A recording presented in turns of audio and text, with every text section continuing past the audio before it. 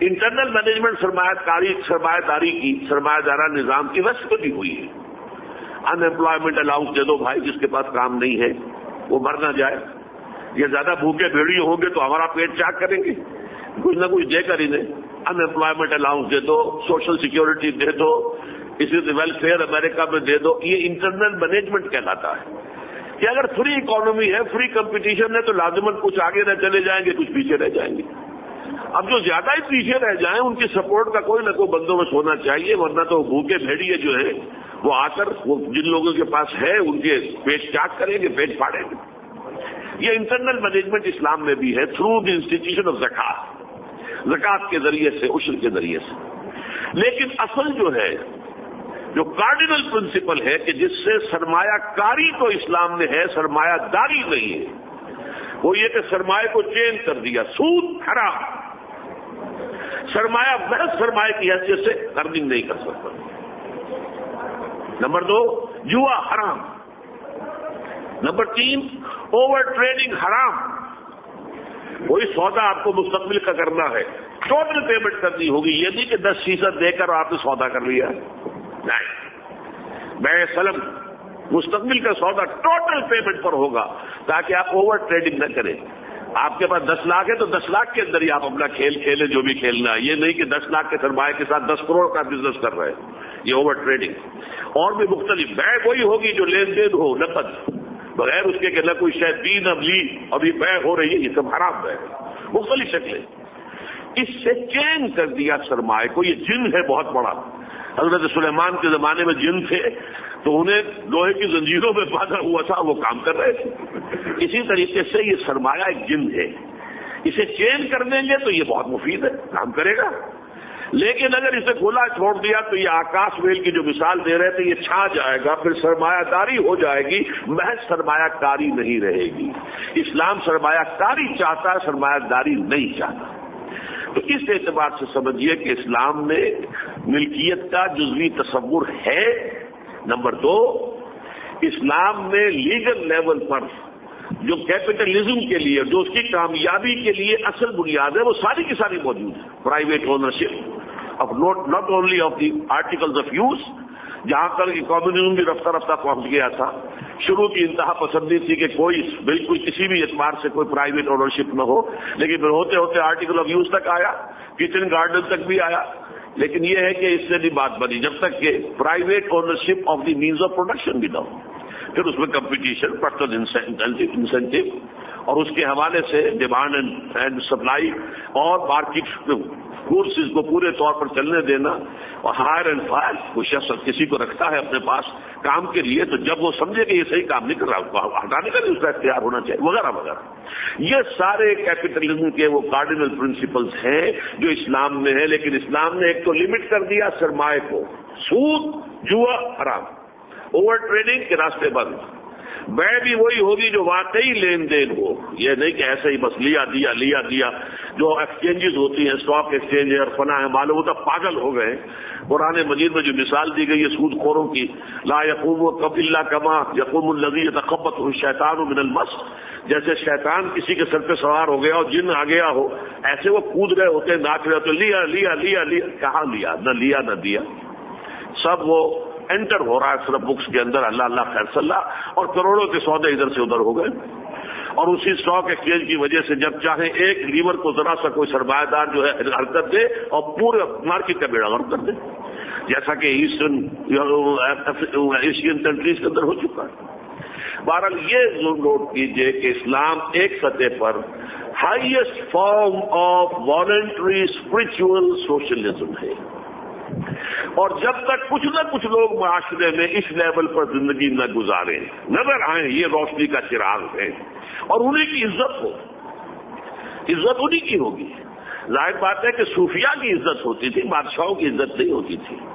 آپ کو معلوم ہے کہ نظام الدین اولیاء رحمۃ اللہ علیہ کے زمانے میں 7 بادشاہ دہلی کے تخت پر بیٹھے ہیں، کسی کی خدمت میں حاضری نہیں دی، کسی کو اپنے ہاں نہیں آنے دیا. لیکن جو محبت عوام کے دلوں میں تھی نظام الدین اولیاء کی، وہ کسی بادشاہ کی ہو، خلجی ہو، تو وہ کسی کی بھی نہیں تھی. تو اصل میں معلوم ہو جائے کہ اصل قابل عزت لوگ کون ہیں، اور یہ کہ اس سے جو معیار قائم ہو جائے یہ گویا کہ ایک طرح کا پیس میکر بن جائے سوسائٹی کے اندر کہ کس چیز کی اہمیت ہے، کیا سی چیز قابل تعریف ہے، تو یہ ہے وہ socialism, but voluntary socialism, not forced, لیکن لیگل لیول پر it's a controlled and internally managed capitalism. اب آئیے جہاں تک زمین کا معاملہ ہے، پہلی بات تو واضح ہو گئی، اسلام میں مطلقاً ملکیت کا تصور ذرا لکویفائی ہو گیا اس سے کہ مالک حقیقی اللہ ہے، جیسے ابھی نثار صدر صاحب کہہ رہے تھے، صحیح کہہ رہے تھے، لیکن ایک لمیٹڈ معنی میں ملکیت ہے۔ البتہ زمین کی ملکیت کو بقیہ دوسری چیزوں کی ملکیتوں کے مقابلے میں اور بھی کمزور کر دیا گیا، یہ نقطہ ذرا اچھی طرح سمجھ لیجیے۔ اول تو یہ کہ ہر شے جو میری ملکیت ہے، شیخ سعدی نے کہا تھا آج سے سینکڑوں برس پہلے، ای امانت چند روزہ نزد ماست، در حقیقت مالک ہر شے خداست۔ یہ جو کچھ میرے پاس ہے یہ چند روز کے لیے امانت ہے، اور اس میں یہ میرا ہاتھ بھی میرے پاس اللہ کی امانت ہے، میں اسے استعمال کر سکتا ہوں اللہ کی مرضی کے مطابق، خلاف نہیں، اصل مالک کی مرضی کے مطابق۔ میرے جتنے بھی اعضاء و جوارے ہیں، جو صلاحیت ہے اللہ کی امانت ہے میرے پاس، میری زندگی امانت ہے اللہ کی، میرا جسم امانت ہے اللہ کا، اسے اللہ کی مرضی کے مطابق استعمال کر سکتے۔ اسی طرح ہر شے جو اضافی طور پر مجھے دنیا میں حاصل ہے اپنے جسم اور اپنے وجود پر، ظاہر بات ہے وہ بھی اللہ کی ملکیت ہے، لیکن امانت میرے پاس ہے۔ یہ امانت سے روزہ نزد باست، در حقیقت مالک ہر شے خداست۔ اس اعتبار سے ملکیت مطلقہ کا تصور تو اسلام میں سرے سے ہے ہی نہیں۔ جو لمیٹڈ ملکیت ہے وہ بھی زمین کے اعتبار سے اور کمزور کر دی گئی ہے۔ اس میں یہ ملکیت کا تصور جو ہے، کوئی آپ کا مکان ہے اس کی ملکیت، کوئی اور آرٹیکل آف یوز آپ کے پاس ہے اس کی ملکیت، کوئی دکان ہے اس کی ملکیت، یہ جو ملکیتیں ہیں یہ زیادہ گاڑھی ہیں اسلام میں بھی بنسبت زمین کے۔ اس کو میں چاہتا ہوں کہ چار اعتبارات سے آپ پر بات واضح ہو جائے۔ نمبر ایک، آیات قرآنیہ جو میں نے آپ کو پڑھ کر سنائی، یہ در حقیقت ایک خاص دور میں جبکہ ابھی ملوکیت کا دورہ تھا تو ان کی جو تشریحات کی گئی ہیں وہ ایک خاص پہلو سے کی گئی ہے، لیکن یہ کہ دوسرا پہلو بھی ان کے اندر مضمر ہے۔ وَالْأَرْضَ وَضَعَهَا لِلْأَنَامِ، اس زمین کو تو ہم نے پست کر دیا، بچھا دیا سب مخلوق کے لیے، یہ اللہ تعالیٰ نے سب مخلوقات کے لیے زمین کو پیدا کیا، اور اس کو در حقیقت بہت ہی واضح کیا ہے سورہ حامیم سجدہ میں۔ یہ تو سورہ رحمان کی آیت تھی، میں سوچ رہا تھا قاری صاحب نے بہت خوبصورتی کے ساتھ جو ہے قرأت کی ہے آج، میں حیران ہوا کہ ایک وکیل ہے پیشے کے اعتبار سے لیکن معلوم ہوتا ہے پروفیشنل قاری ہے، لیکن یہ کہ سورہ رحمان کی یہ آیت آگے آ رہی تھی وَالسَّمَاءَ رَفَعَهَا وَوَضَعَ الْمِيزَانَ، لیکن یہ کہ اس کے بعد وَالْأَرْضَ وَضَعَهَا لِلْأَنَامِ، تمام مخلوقات کے لیے ہم نے زمین کو بچھا دیا ہے۔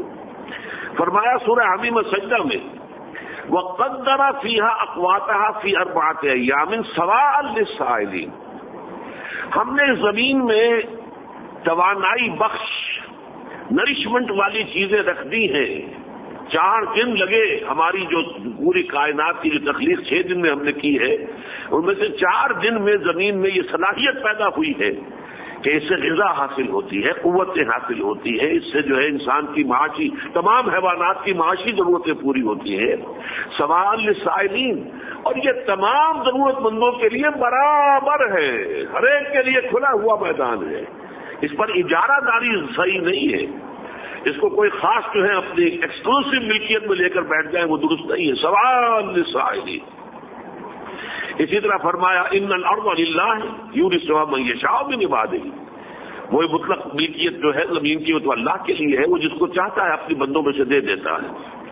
اور فرمایا خلق لکم ما فی الارض جمیعا، اب جمیعا کے 2 مفہوم ہیں، تمہارے لیے پیدا کیا ہے زمین میں جو کچھ ہے سارا کا سارا، اور تمہارے لیے پیدا کیا ہے جو کچھ زمین میں تم سب کے لیے۔ جمیع جو ہے یہ دونوں طرف جائے گا، یہ حال کہلاتا ہے عربی قواعد کی روح سے، تو یہ حال جو ہے دونوں طرف جائے گا، تم سب کے لیے، اور جو کچھ زمین میں وہ سارا کا سارا وہ تمہارے لیے ہم نے پیدا کیا ہے۔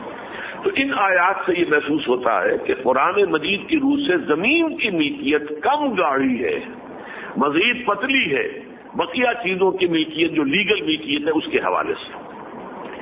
پھر آپ کو معلوم ہے کہ اسلامی فقہ کا یہ مستقل اصول ہے، بنجر زمین کو جو آباد کر لے وہی اس کا مالک. اب یہ مالک میں اسی لمیٹڈ سینس میں استعمال کر رہا ہوں. ملکیت وہ نہیں ہے کہ جس کا تصور دنیا میں ہے، جیسے کہ حضرت شعیب سے ان کی قوم نے کہا تھا ان نفعنا فی اموالنا ما نشاء، ہمارے مال ہے، ہم مالک ہیں، ہم جو چاہے کریں. تم کون ہو یہ کہتے ہو یہ حلال ہے، یہ حرام ہے، یہ کرو یہ نہ کرو؟ Who are you؟ تم ہمیں روکتے ہو اس سے نفعنا فی اموالنا ما نشاء کہ ہم اپنے اموال میں جس طرح چاہیں تصرف کریں. نہیں، مال تمہارے پاس اللہ کی امانت ہے. ہاں، حق انتفاع، حق استفادہ تمہارا ہے، لیکن یہ کہ اسے استعمال کرو گے تم اللہ کے قانون کے مطابق. تو اس میں ایک قانون یہ بھی ہے کہ بنجر زمین کو جو قابل کاشت بنا دے وہی اس کا مالک. لیکن اس کے ساتھ نمبر 3، اگر کوئی شخص جو بظاہر مالک بن گیا 3 سال تک زمین میں کاشت نہ کرے تو ملکیت ساقط.